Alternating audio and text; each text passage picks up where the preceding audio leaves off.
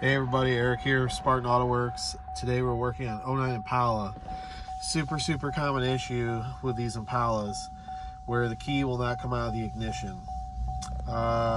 Most likely culprit is going to be this plug on the side of the shifter. Customer took it to a shop this morning because they tried to turn the car off and couldn't get the key out.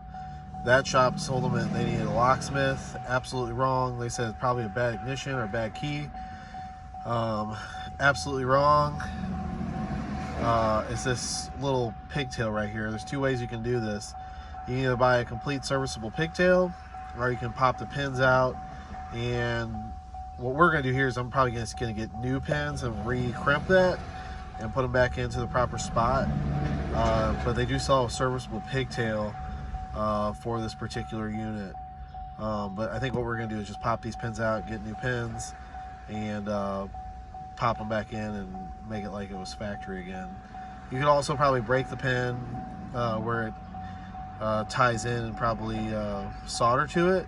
That'd probably work as well as a quick fix, but we're just gonna get new pins, cut the wire back, and crimp her down like it's factory and put it back. But if you got an Impala, I believe it's like 07 through 13, if you got, or maybe 14 classic body style, if you've got one that's stuck with a key in the ignition, this is most likely your culprit. It's going to be 2 screws up here to get the top of the console, and then the 4 screws in the actual bucket. The whole center console comes up.